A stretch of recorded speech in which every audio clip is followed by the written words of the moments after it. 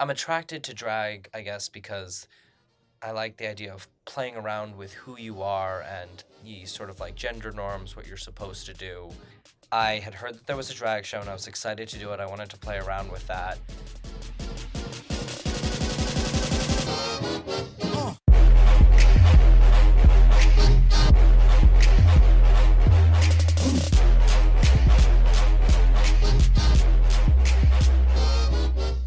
I had tried on a whole bunch of different dresses and shoes, and I was working with a bunch of different possible characters. But then, when talking to one of my friends, she asked me if I would be interested in some ruby red slippers. And that was too good of a prop to go to waste. So it was from that point, I think it was actually over break, that I then said, all right, I'm building a character out of this. And I already knew that I had a blue dress, so that was close enough.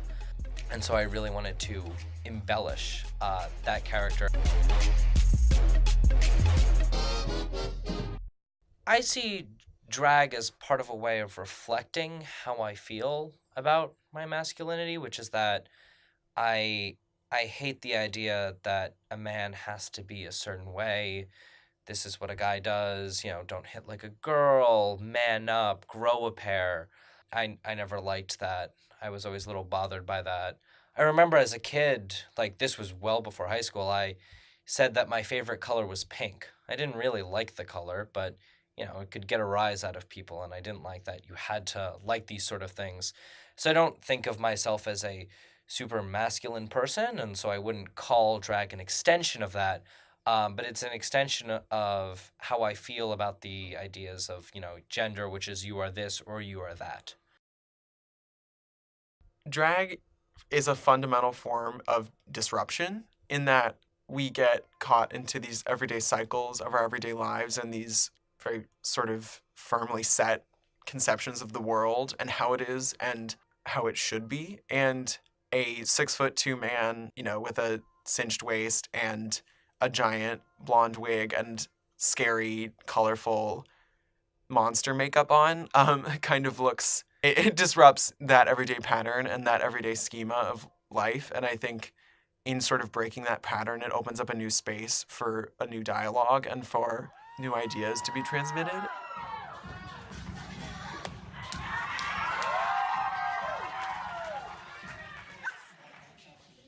The parallels between acting and drag are really similar for me, but at the same time, there's this freedom that drag allows where you create your own circumstance. When I'm playing a role, I have to think a lot about the given circumstances of the moment, of the text, of the piece, of this specific character, and enter the world that is prescribed to me.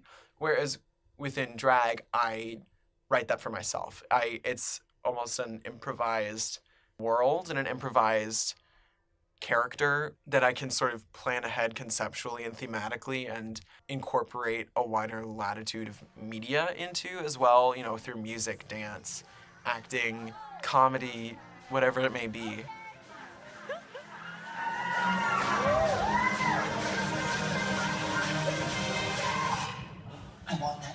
You can craft a lot of stories and you have a lot of room to say whatever you want.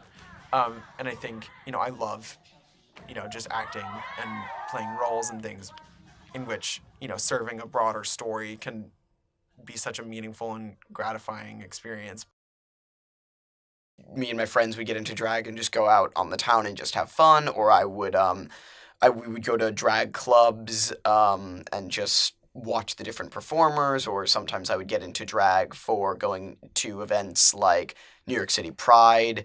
Drag definitely has a positive influence on people's interpretations of non-standard gender or sexuality, or people who are not cisgender.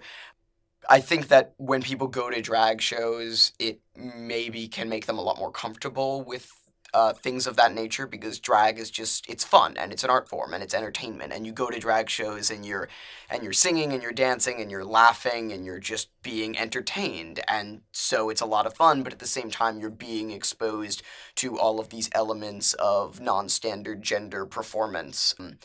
And so it just familiarizes you with these ideas and gets you to be more comfortable with them. When you put on the makeup and the costume, it's almost like putting on a suit of armor, where because it's not really you anymore, you feel open to doing things that you normally wouldn't be willing to do. And there's this feeling of being indestructible and being powerful and being and this confidence that I feel like a lot of drag queens don't have when they take off the costume, the clothes, and the makeup.